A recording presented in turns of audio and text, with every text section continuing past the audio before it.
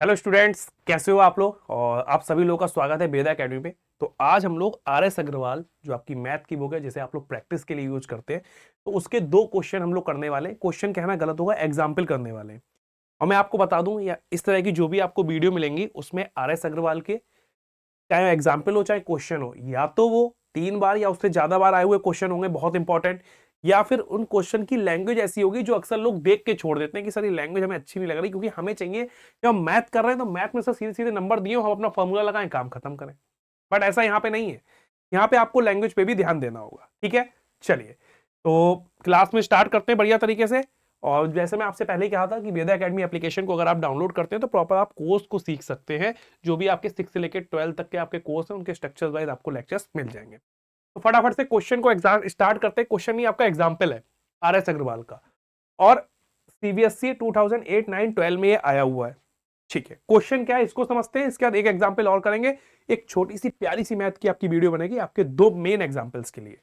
ठीक है, चलो क्वेश्चन क्या है, पहले क्वेश्चन को पढ़ते हैं। The sum of fourth and eighth term of an AP is 24. The sum of 6 and 10 term is 44. Find the first 3 terms of the AP. मेरी कोशिश यही रहेगी कि इस एक क्वेश्चन में जितनी बेसिक चीजें अरिथमेटिक प्रोग्रेशन की हो सकती है वो मैं सारी आपको बता दूं। जैसे what is the first term, common difference कैसे आता है। अब देखो सिंपल सी बात बोला है, find the first 3 terms of AP. आप जानते हो किसी भी एपी को फाइंड आउट करने के लिए आपको दो मेन चीजें चाहिए, एक फर्स्ट टर्म एक कॉमन डिफरेंस। क्यों? अगर आपको फर्स्ट टर्म ए मिल गया, उसमें आप कॉमन डिफरेंस ऐड कर करके क्या बना दोगे, नेक्स्ट टर्म बना दोगे। जैसे ए हो गया, ऐसे ए वन भी कह सकते हो, तो आपका ए टू मिल जाएगा, फिर ए थ्री मिल जाएगा। कैसे? कॉमन डिफरेंस डी आप ऐड कर करके बना दोगे। इसका मतलब अगर मुझे 3 टर्म्स ऑफ एपी चाहिए तो मुझे ए और डी चाहिए। ठीक है, चलो पहले क्वेश्चन को समझते हैं। और ये जो आपका एग्जाम्पल है ये आपका एन टर्म का, तो कभी भी ये कंफ्यूजन मत होना जल्दबाजी में कि लिखा है द सम ऑफ, तो सम के चक्कर में कहीं एपी के सम का फॉर्मूला वो मत लगा देना, S N equal to N by two bracket में 2a plus N minus 1 into D, ये मत लगा देना। यहाँ पे एन टर्म्स की बात हो रही है, एक एक चीज लिखूंगा, एक एक फॉर्मूला लिखूंगा, उसकी हर टर्मोलॉजी को आपके सामने एक्सप्लेन करूंगा। ठीक है, समझो। और मैं ना दिखूं कोई बात नहीं है, लेकिन एक एक चीज आपको दिखनी और समझ में आनी चाहिए। ठीक है, अब हम लोग बात करें फोर टर्म की, तो आपको पता है फोर टर्म को आप T4 भी लिख सकते हो, कहीं कहीं आपको A4 भी लिखा मिलेगा, तो उसके लिए कोई दिक्कत नहीं है।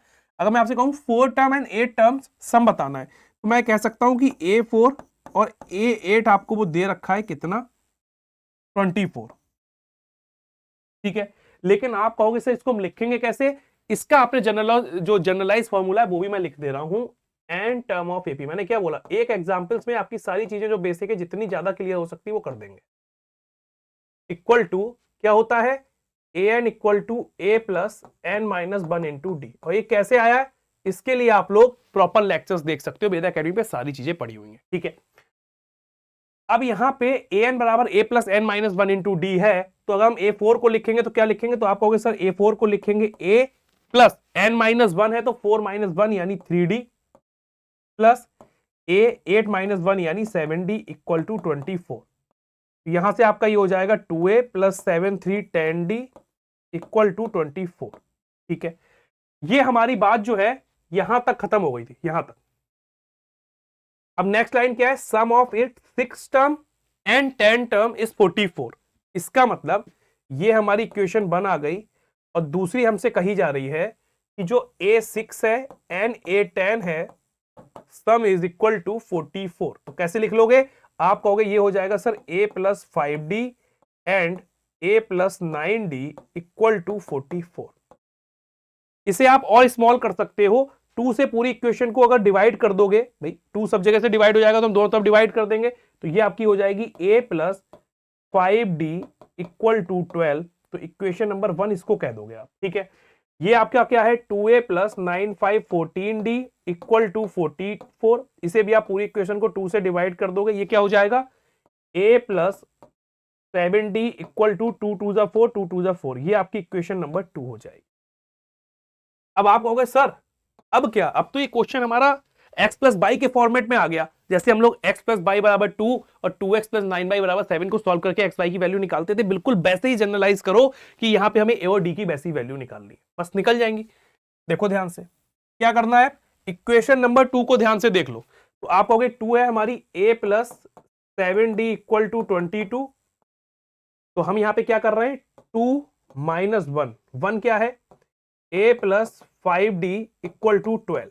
ठीक है, हालांकि ये क्वेश्चन आसान है, लेकिन आपके लेवल में जब आप क्वेश्चन जब क्लास 10th में हो ना, तो ये चीज भी थोड़ी सी टफ लगती है। सीधी सी बात है, जिस क्लास में आप होते हो उस चीजों को आप वो आपके लिए थोड़ी टफ ही बनती है। ठीक है, अब माइनस करोगे, ये कैंसिल आउट हो जाएगा, 7 minus 5 2d equal to 2 minus 2 0, 2 minus 1 1, ये हो गया आपका d इक्वल टू 5। ठीक है, अब आप कहोगे सर सीरीज बनाने के लिए हमें a और d चाहिए, d हमारे पास आ चुका है, एक ही कमी है। इसकी कमी है, एक ही कमी है, किसी में भी d इक्वल टू 5 रख दो। अगर आप d इक्वल टू 5 इसमें रखते हो तो ये हो जाएगा a इक्वल टू 12 माइनस, देखना यही से क्वेश्चन बढ़िया बनने वाला है आपका एग्जाम्पल। d आपने 5 रखा, अब a इक्वल टू 12, d क्या है 25, तो a क्या आ जाएगा आपका, चलो इसे अगले पेज पे कर देते हैं, वरना आप कहोगे सर कहां यहां पे कर रहा हूं। मजा तभी आएगा जब अगले पेज पे अच्छे समझ के करेंगे। तो d इक्वल टू 5 हमारा आ गया है, इसे लिख लेते हैं। चलो a प्लस क्या था हमारी equation, a plus 5d equal to 12 थी, और d इक्वल टू हमने 5 फाइंड आउट कर लिया। ठीक है, अब यहां से a इक्वल टू हो जाएगा 12 माइनस 5, d की वैल्यू 5, तो 12 माइनस 5 5 जा 25, और ये हो जाएगा 5 माइनस 2 3, 2 माइनस 1 1 माइनस 13, ये क्या आ जाएगा a। आप कहोगे सर काम फिनिश हो गया, क्यों, a इक्वल टू माइनस 30, अब हमें इसमें d को ऐड करते चलना है, तो d ऐड करोगे प्लस 5, क्या हो जाएगा माइनस 8, फिर माइनस प्लस 5 ऐड करोगे, क्या हो जाएगा माइनस 3। क्यों, क्योंकि आपका फर्स्ट टर्म क्या है, अगर आप ध्यान से देखोगे a को हम फर्स्ट टर्म बोलते हैं, फर्स्ट टर्म आपका -13 है जो कि निगेटिव है, और उसमें कॉमन डिफरेंस d जो ऐड हो रहा है वो पॉजिटिव हो रहा है, तो सीधी सी बात है कभी ना कभी सीरीज आपकी धीरे धीरे करके क्या हो जाएगी, इंक्रीज हो जाएगी, सिंपल सी बात है। तो आपने a निकाला -13, उसमें +5 ऐड करते चलोगे, -13 -8 -3, इसके बाद आपका क्या हो जाएगा +2। हमें 3 टर्म्स निकालने थे, क्या बोलते हो आप लोग, हमें 3 टर्म्स निकालने थे, हमने 4 टर्म्स निकाल दिए, कोई किसी को परेशानी, ये आपका प्रॉपर आंसर आ गया। क्या दिक्कत है बताओ, क्वेश्चन समझ में ना आया हो तो बताओ। भले ही इस क्वेश्चन ने 5 मिनट लिए होंगे, मैं चाहता इसे 3 मिनट में कर सकता था, लेकिन ये जो बेसिक बेसिक चीजें आपको लिख के दिखानी थी ना, वो चीजें बहुत जरूरी होती हैं, क्योंकि एक क्वेश्चन में भी अगर आप काफी चीजों को समझ सकते हो तो फिर वो चीज आपके लिए बहुत बढ़िया हो जाती है। ठीक है, तो ये एग्जाम्पल आपका बहुत इंपॉर्टेंट था, ये आपने कंप्लीट कर लिया है, और एक एग्जाम्पल हम लोग और करने वाले हैं, एग्जाम्पल 18, जो कि आपकी सीबीएसई 2004-2008 में आया हुआ है। मेरी कोशिश यही रहेगी कम से कम 15 ईयर्स ले लो आप, या फिर 12 to 15 ईयर्स, या फिर 20 ईयर्स भी कह सकते हो, उसके कह सकते हो आप एकदम बेहतरीन एग्जांपल्स और क्वेश्चन जिनको आप प्रैक्टिस बुक में यूज करते हो, R S Agarwal, R D Sharma, इन सब में यूज करते हो, ताकि अपनी प्रैक्टिस को, प्रिपरेशन को बहुत शानदार बना सको। ठीक है, तो एक क्वेश्चन और है, मतलब एग्जाम्पल, उसी को और करते हैं। ठीक है, फिर इस वीडियो को एंड कर देंगे। चलो समझना, अब ये यहां कोई वैल्यू नहीं है, तो अक्सर स्टूडेंट में क्या, मैं सही बताऊं तो मेरी भी यही आदत थी, मैं जब क्लास 9th-10th में था तो मैं भी इस चक्कर में रहता था कि मैथ वाले जो नंबर वाले टर्म्स है ना, उसके क्वेश्चन आए मैं फटाफट कर दूंगा कैलकुलेशन करके, लेकिन ऐसे जब थ्योरेटिकल आ जाते हैं तो मेरी समझ में नहीं आता था। लेकिन वही है, जब मेहनत करोगे, प्रैक्टिस करोगे, चीजें सब आसान हो जाएंगी। ठीक है, चलो समझो, टर्मिनोलॉजी समझ लेना। If m times the m term of AP is equal to n times the n term of n, सबसे पहली चीज हमें टर्म लिखना कैसे, अगर हम m टर्म की बात करें, अगर हम mth टर्म की बात करें तो आप बोलोगे हम इसे लिख सकते हैं am equal to a plus m minus 1 into D. ये तो हमने लिखना सीखा था, अभी जनरलाइज फॉर्म बताई थी। ठीक है, अगर हम n टर्म की बात करें तो इसे हमने लिखना सीखा था al equal to a plus n minus 1 into D, इसे लिखना सीखा। ठीक है, अब क्वेश्चन को समझना, if m times the m term, यानी m times the m term, जिसे आप क्या लिख के डिफाइन कर रहे हो, am of AP is equal to n times n term यानी an, and m not equal to n। अब इसका भी मतलब समझ लो, m not equal to n है, इसका मतलब ये है अगर m इक्वल टू n होता और कहीं पे अगर ऐसी कंडीशन बनती कि m माइनस n, तो आप सीधे कहते कि m बराबर n, n माइनस n करके 0 कर देते आप। लेकिन ये किस केस में करते हैं, जब n इक्वल टू n होता, बट ये केस हमारे में नहीं है, तो इसे क्रॉस कर दोगे।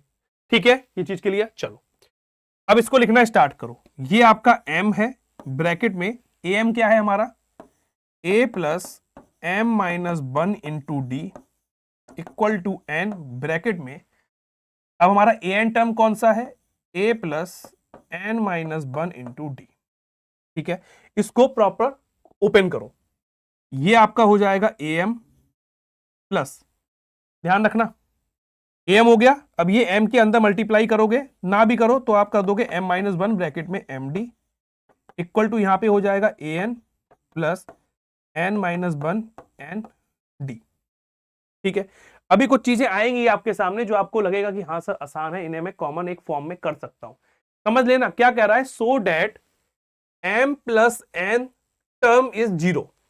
अब आपके माइंड में पहले ये चलना चाहिए, अगर मुझे m प्लस n टर्म लिखवा लिया जाए तो मैं कैसे लिखूंगा, m प्लस n टर्म मैं कैसे डिफाइन करूंगा। समझना मेरी बात, अभी आपको सब समझ में आ जाएगा बहुत आसानी से। ठीक है, अब ये बोल रहा है m प्लस n टर्म के बारे में, तो अगर मैं अगले पेज पे सिर्फ आपको लिखने का एक तरीका बताऊं कि m प्लस n टर्म को कैसे लिखोगे, चलेंगे भी उस पेज पे भी चलेंगे कि so that it's m plus n term is zero. अगर मैं आपसे कह दूं कि an टर्म जीरो है तो आप कहोगे सर आपने बताया था अगर an टर्म जीरो है तो मैं उसे ऐसे लिख सकता हूं, zero a plus n minus 1 into D. इसी कॉन्सेप्ट को लगाओ कि m plus n term zero है तो मैं उसे कैसे लिखूंगा, a ब्रैकेट में m plus n equal to, समझते हैं ना, a हो जाएगा plus m plus n minus 1 into D. भाई ऐसे ही तो लिखोगे। अब यहां पे आपको ये दिखाना है कि ये जीरो है, तो हमें a प्लस इसकी जगह हमें जीरो डिफाइन करना है। ठीक है, ताकि आपको मैंने ये चीज इसलिए बताई कि आप अपने क्वेश्चन को उस फॉर्म में लेके आ पाओ कि आपको ये चीज दिखने लगे। चलो वापस से इस पे चलते हैं, कहां गया, हाँ चलो आ जाओ, पेन चेंज करते हैं, फटाफट से करते हैं क्वेश्चन को। ठीक है, देखो क्लियर हो गया। अब यहां से समझना मेरी बात, ये आपका हो गया am m minus 1 into M D, और यहां पे आपका हो जाएगा an plus n minus 1 into N D. ठीक है, अब अगर मैं इसे ओपन कर दूं, क्योंकि अब अगर यही हमारा m इक्वल टू n होता ना तो आप ये सब कट पिट करके बराबर कर देते। अब अभी तो है नहीं यहां पे ऐसा, तो यहां पे आप क्या करोगे, am plus m square D minus M D equal to an plus, हाँ सही है, am कर रहा है ना, am, अच्छा an इसको ऐसे मत लिखो वरना कंफ्यूजन हो जाएगी। एक सेकेंड, इसको अगर आप ऐसे लिखोगे तो कंफ्यूजन हो जाएगी am, इसको बाद में लिखो वरना आप कंफ्यूजन में आ जाओगे। इसको ऐसे लिखो ताकि आपको अलग अलग रहे, a multiply m plus m square D minus M D bracket में n into a plus n square D minus n। ठीक है, और अगर हम लोग कॉमन लेना चाहें ना, अगर हम लोग कॉमन लेना चाहें तो यहां से भी स्टार्टिंग में कॉमन ले सकते हैं। देखो यहां तक क्लियर, यहां तक क्लियर हो गया। ठीक है, अब हमें क्या करना है, तो that it's m plus n term is zero. आप कहोगे सर इसका हम वो फॉर्मेट बना सकते हैं क्या जो अभी आप बता रहे थे, इसमें से क्या कुछ कॉमन निकल सकता है। देखो अगर आप ध्यान से देखोगे d की बात करें या फिर हम सारे टर्म को एक तरफ ले जाएं तो कुछ हो सकता है। देखो ऐसे भी कर सकते हो, कोई दिक्कत नहीं है। अब am है आपके पास, an है तो m माइनस n बन जाएगा, फिर m स्क्वायर डी में d कॉमन ले लोगे। ऐसा हम लोगों को करना पड़ेगा। अगले पेज पे लिख लें इसको, बताइए, इसको अगले पेज पे लिख लेते हैं तो आपके लिए ज्यादा आसान बन जाएगा, या यहीं पे सॉल्व करें, चलो भैया यहीं कर लेते हैं। देखो am minus an plus m square D, यहां पे लेके आओ इसे, minus n square D minus का एम डी। अब ये ध्यान रखना am है, ये an है। ठीक है, उसके बाद m स्क्वायर डी है, n स्क्वायर डी आ गया, उसके बाद माइनस का एम डी है प्लस का एन डी हो जाएगा इक्वल टू जीरो। ठीक है, अब यहां से a कॉमन लेंगे, अगले पेज पे लिख रहा हूं मैं, a कॉमन लेंगे ब्रैकेट में m माइनस n। ठीक है, देखते रहना, अब अभी आपको खुद क्वेश्चन समझ में आने लगेगा। अब यहां से d कॉमन लोगे, ब्रैकेट में बचेगा m square minus n square, यहां पे क्या हो गया, N D minus M D. तो अगर मैं यहां पे N D minus M D, अगर यहां पे माइनस है तो इसको मैं लिख ले रहा हूं ऐसे ही ताकि आपके लिए आसानी बनी रहे, N D minus M D equal to 0। अब यहां पे अगर आप अपना दिमाग लगा पाए, आप चीजों को समझ पाए, तो आपको कुछ दिखने लगेगा। नहीं दिखा? देखो, अब यही तो आपको समझना है। ये m माइनस एन है, ये d है, ये है हमारा m minus N, m plus N. अब इसमें, अब देखो, minus M D plus N D. अभी मैं इसमें कोई छेड़छाड़ नहीं कर रहा हूं। चाहूं तो यहां माइनस कॉमन निकाल दूं, मेरा N D minus M N हो जाएगा, समझ लो। अब इसको मैं लिख दे रहा हूं यहां पे, वरना आप कहोगे सर लिखा नहीं। इसको आप क्या लिख सकते हो भाई, अगर आपके पास कहीं भी N D minus M N है, तो आप कहोगे सर, हाँ ठीक है, अगर मैं यहां पे माइनस डी कॉमन ले लूं, तो आप कहोगे सर इसको आप m माइनस एन लिख सकते हो। नहीं लिख सकते? बताओ। एक एक बेसिक चीज ब्रेक करिए, कुछ भी छोड़ा नहीं है। आप कहोगे सर कुछ भी छोड़ दिया, ठीक है। अब समझ जाओगे आप। अब तो ये समझ गए। इसको मैं क्या लिख लूंगा, यहां लिख ले रहा हूं। देखो, D m minus N, m plus N, minus में आपका क्या होगा, माइनस डी ब्रैकेट में m माइनस एन। यानी यहां पे अगर मैं लिखना चाहूं तो ये लिख सकता हूं, माइनस का d ब्रैकेट में m माइनस एन। अब खेल शुरू होगा। क्या? m माइनस एन कॉमन लोगे और सब जगह से डिवाइड कर दोगे, ये मुझे लिखने की जरूरत नहीं है।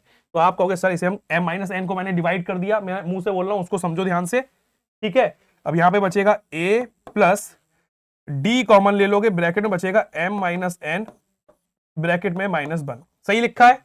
आप कहोगे नहीं सही लिखा है। क्यों? m माइनस एन तो आपने निकाला है, तो ये हो जाएगा m plus N minus one. क्यों? m माइनस एन निकल गया, a बचा।